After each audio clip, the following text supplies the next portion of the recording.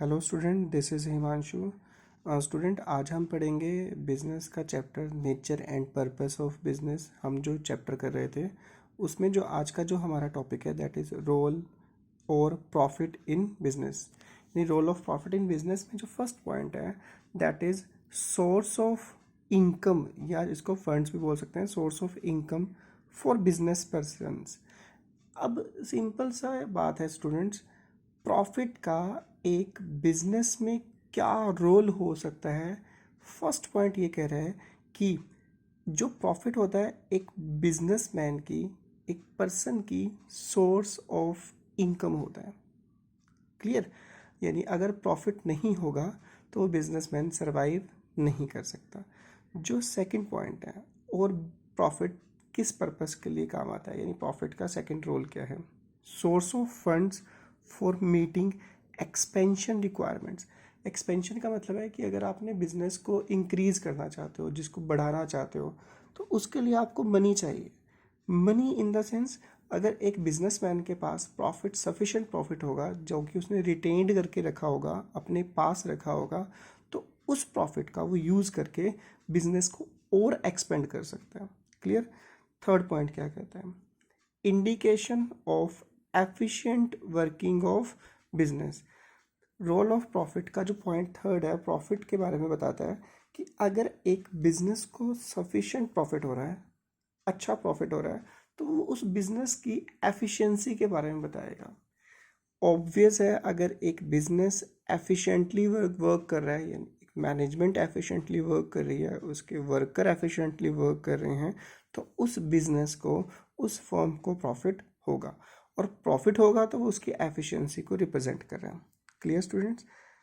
जो fourth point है that is reward for risk taking. It is in the hope of earning profits that a businessman invest money in business and undertake risk.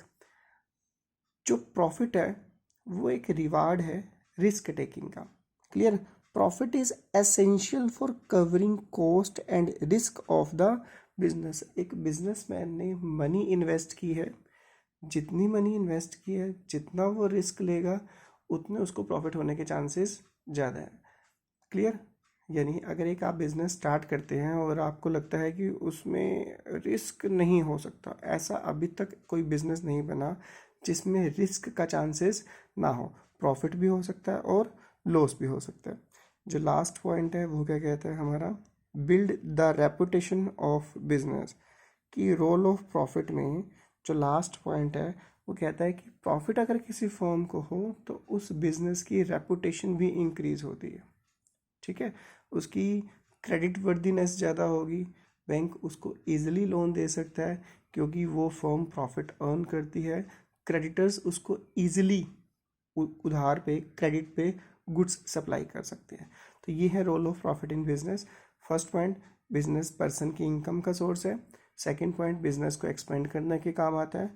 Business की efficiency को represent करता है profit. Fourth point, reward for risk taking. एक risk जितना लोगे उतना profit होने के चांसेस है, वो प्रॉफिट रिवार्ड का काम करता है आपका, और बिजनेस की रेपुटेशन को अर्न करने का काम करता है। एंड इसका कंक्लूजन देखते हैं स्टूडेंट्स हम। कंक्लूजन क्या कहता है, profit is not the sole criteria of business. सिर्फ प्रॉफिट अर्न करना ही आज के टाइम में एक बिजनेसमैन का मोटिव नहीं होता। The early concept of business was based the goal of profit maximization as reflected in the slogan, the business of business is to do the business. Clear? तो ये कहता है कि पहले क्या होता था, बिजनेस का मतलब सिर्फ बिजनेस, प्रॉफिट अर्न करो। इस चीज़ को ध्यान में मत रखो कि प्रॉफिट कैसे अर्न करना है, by hook and by crook हमें प्रॉफिट अर्न करना है।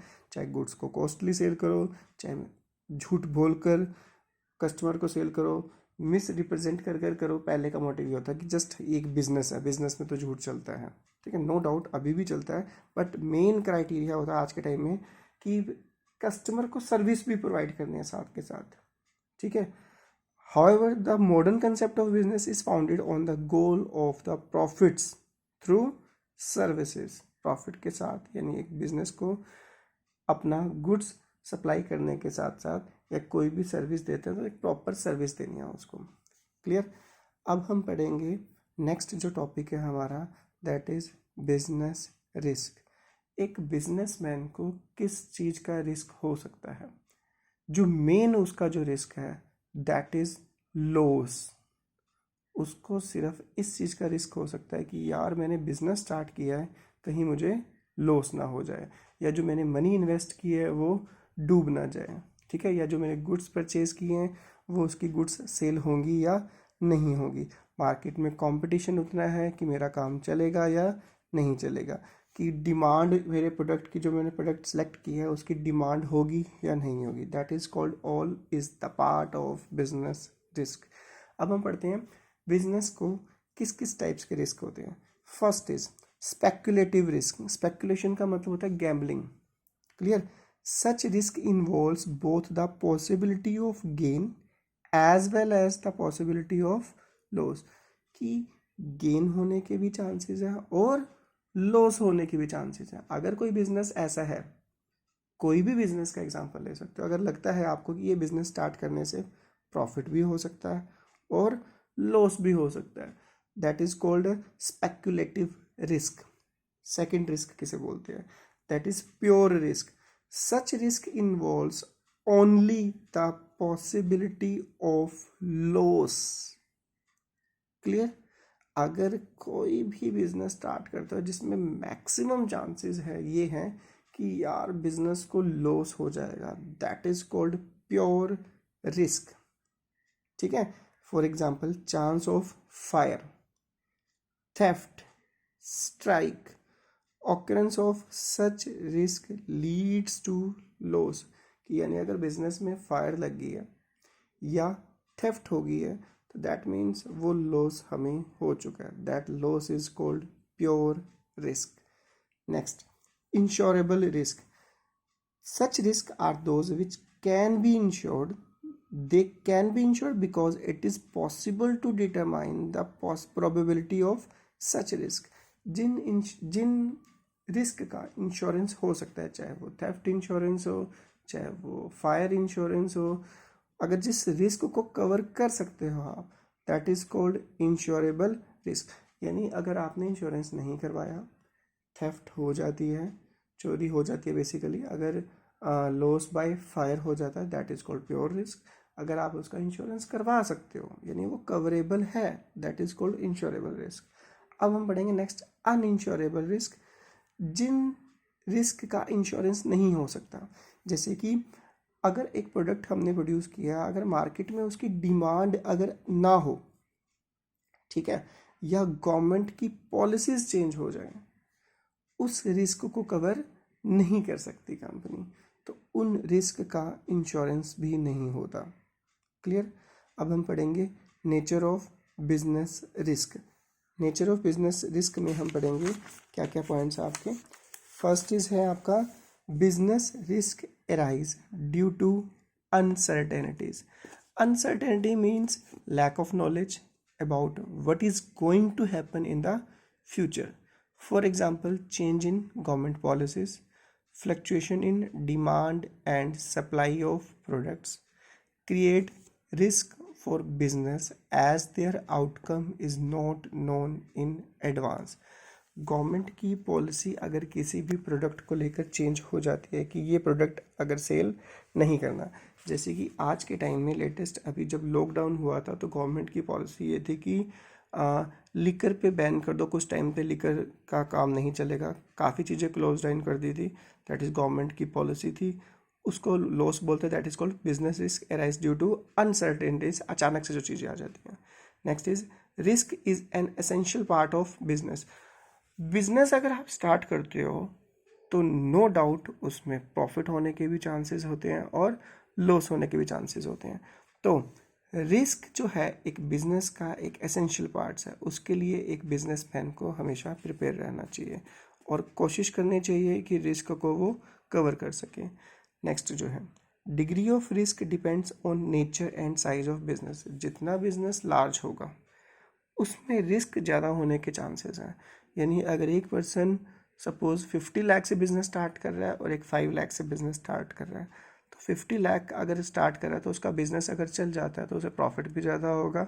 अगर उसका बिजनेस ना चला तो उसके 50 लाख रुपीज़ तक का लॉस हो सकता है, उसको ह्यूज लॉस हो सकता है।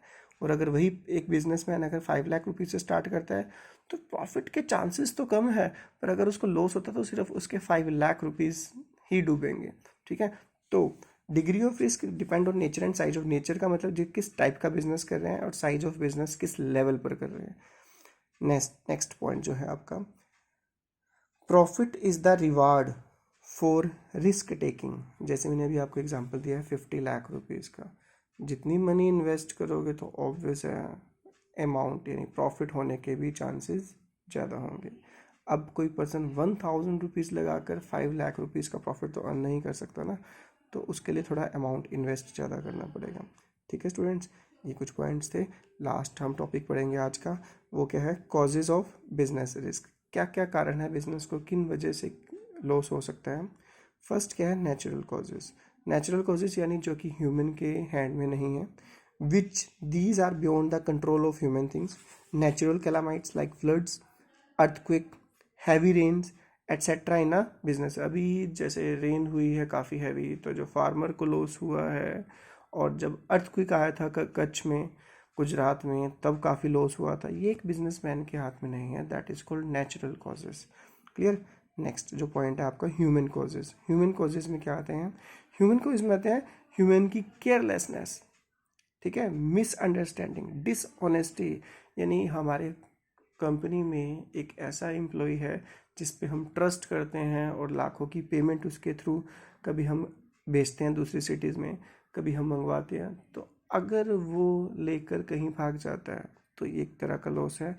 और ह्यूमन कॉजेज कई बार केयरलेसनेस, कि लिखा हुआ है स्मोकिंग इज़ बैन, और एक पर्सन ने स्मोक किया और उसकी वजह से फायर लग गई, इस वजह से लॉस होता है, that is called human causes.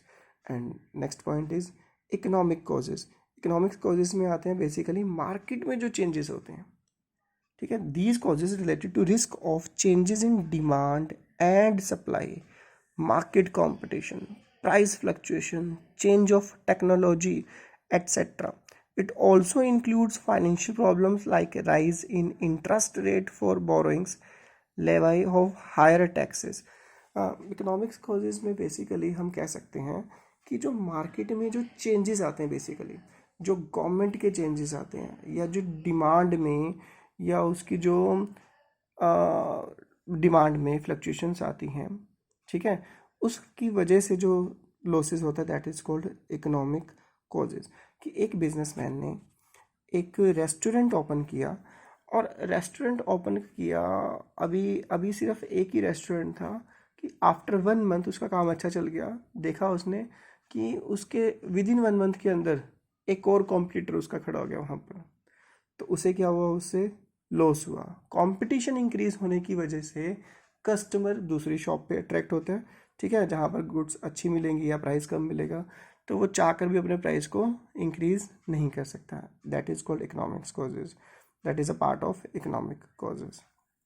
Next is other causes में क्या क्या आते हैं, these are there are number of other factors which causes business risk. A business में suffer to changes in government policies, fluctuation in exchange rate or mechanical failure such as bursting of boiler. Government की policy change होती है, और अभी latest अभी विशाखापट्टनम में जो gas leak होने की वजह से जो एक फैक्ट्री में जो वर्कर्स को लॉस हुआ है, उनको डेथ हो गई है उनकी, फैक्ट्री को काफ़ी लॉस हुआ है, ये कुछ कॉजेज़ होते हैं जो कि अदर कॉजेज़ में आते हैं बेसिकली। अब एक बिजनेसमैन कैसे डील कर सकता है, how to deal with risk, क्या कर सकते हैं, take insurance policy to transfer risk to insurance company, make provision in the current earnings, for example provision for bad and doubtful debts. Debtors market से हमने suppose 1 lakh rupees लेने हैं और हमें लगता है कि 5% मिलने के चांसेस नहीं हैं, तो उसका हम एक प्रोविज़न बना कर रखेंगे, यानी 5,000 हमें मिलने के चांसेस नहीं हैं, तो हम लिखेंगे अपनी बुक में पहले से लिख देंगे 95,000। Clear. Avoid to risky transaction, हम ऐसा वर्क नहीं करेंगे, ऐसी ट्रांजेक्शन नहीं करेंगे जिससे लॉसेस होने के चांसेस ज़्यादा हों। Share risk with other enterprises, for example agreement with other enterprises to share losses in case of falling price. Tie up कर लो किसी कंपनी के साथ, किसी फॉर्म के साथ टाई अप कर लो कि अगर लॉस हो भी तो दोनों आपस में बियर कर सको। ठीक है स्टूडेंट्स, ये टॉपिक था हमारा बिजनेस का। Thank you.